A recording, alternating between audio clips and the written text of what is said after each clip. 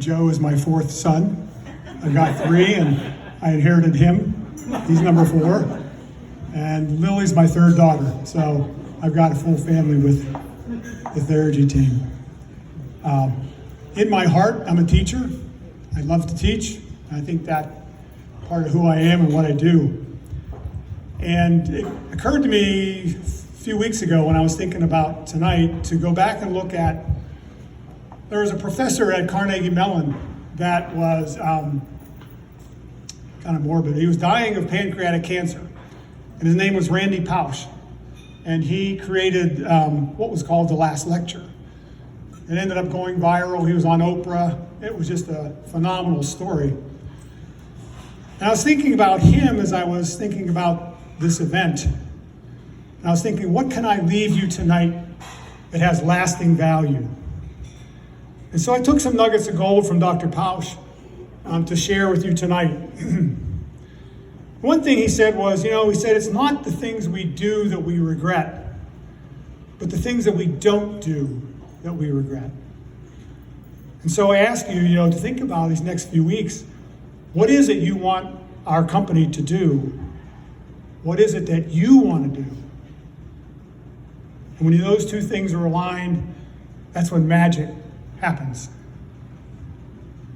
And Dr. Pausch talked about passion. He said, find your passion not in things and money, because there's always someone with more. You can't win that battle. There's always someone with more. He said, find your passion in things. And I find my passion in two things, in my profession and in people. And as a pharmacist, my passion comes from what I wanted to do as a pharmacist. When I was in pharmacy school, 75% of the class would end up in retail, and they said, Russ, are you going to go in retail? And I said, I have no desire to sell motor oil and tire chains. I am not going into retail. What I wanted to do is I wanted to take care of patients. I wanted to collaborate with other healthcare professionals. I wanted to be on the cutting edge of therapeutics. I wasn't going to sell motor oil. And I love the fact that pharmacists are responsible for patients. We're kind of often the last defense for a patient, for a bad selection of therapy. And there's a Latin term called primum non nocere, which means that do no harm. The first thing is, as a pharmacist, to protect the patient from harm. And then make sure that the drug therapy is successful. So you worry about the side effects and the safety of the patient first, and then you worry about the effectiveness of the drug. I love being a pharmacist. It's one of my passions. Beyond that, though, I love people. I love relationships. I love what you can do for people. I love how you benefit them. I love how you influence them. And when I sit down with a new person or a new student or a new employee, I always start with the other.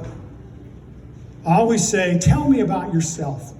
Where are you from? Where's your family? What do you like to do? That focus on the other, on people, influences the type of company that we are.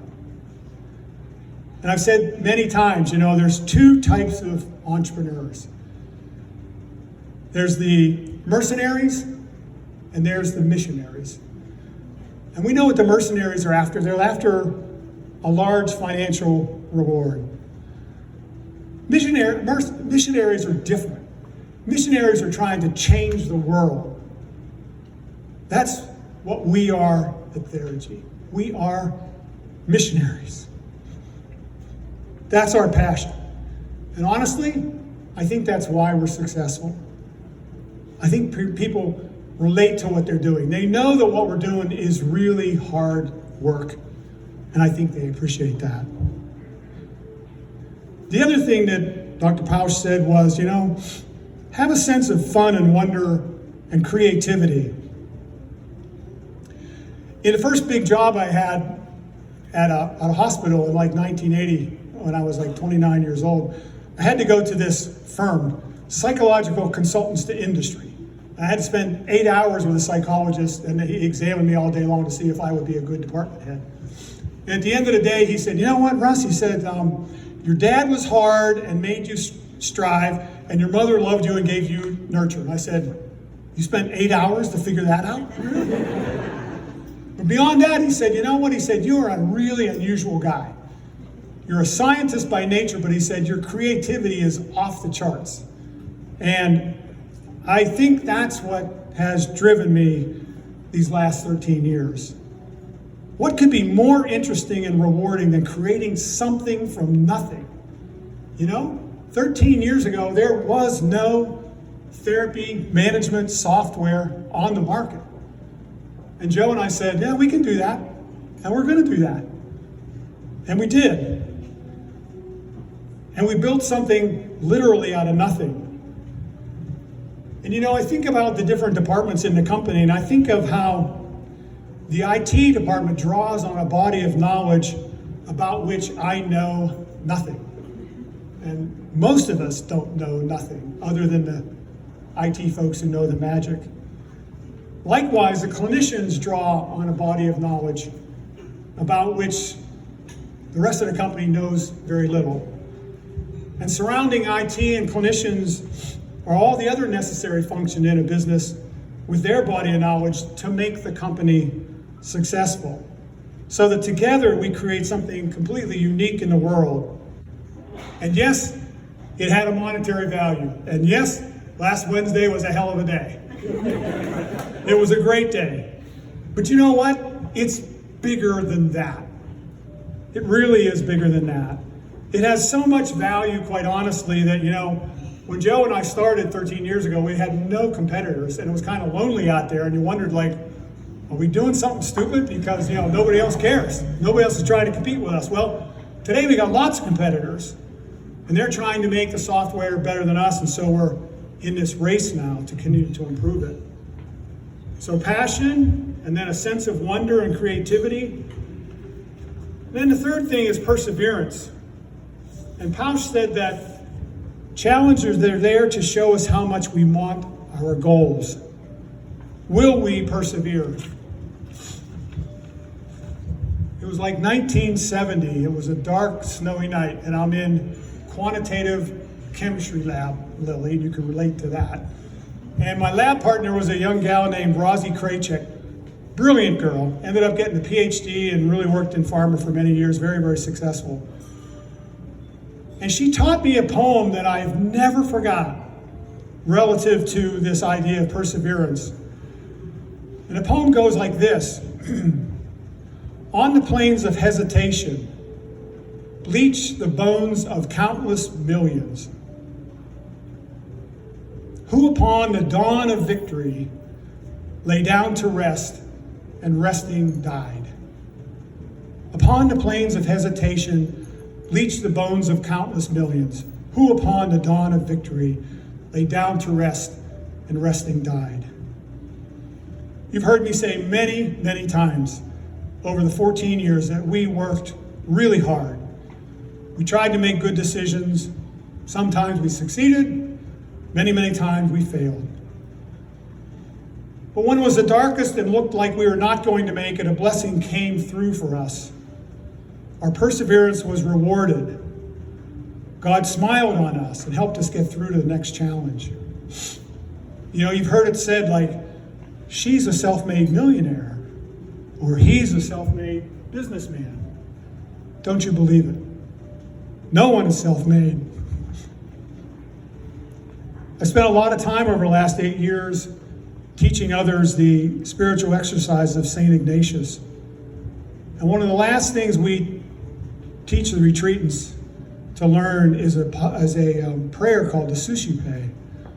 Suscipe is Latin or Italian for take and receive.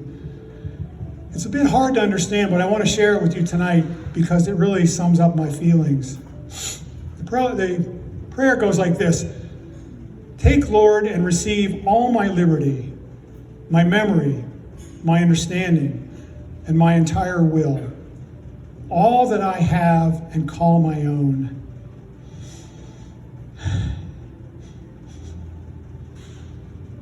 You have given it all to me. To you, Lord, I return it. Everything is yours. Do with it what you will. Give me only your love and your grace. That is enough for me. Finally, I want to leave you with a value. You know, we have 6 of them, and they're all important. But one stands out to me as primary. And that value is integrity. Integrity can be summed up in the 2 great teaching of Christ, which I struggle to live by every day. The first is the golden rule. Treat others as you would have yourself be treated. The second is servant leadership. Servant leadership can be summarized into 2 attributes. The first is humility. As Jesus taught us, blessed are the poor in spirit, for theirs is the kingdom of heaven. St. Ignatius says that humility is the gateway to all the values, to all the attributes. It's the most important one. So servant leadership consists of humility, and it also consists of character. Character is do the right thing. If I could leave you with one thought, leave here tonight, always do the right thing. And now I'd like to close by quoting Shakespeare. I can no other answer make, but thanks and thanks and forever thanks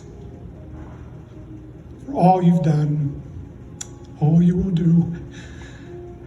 May God bless you in everything you do.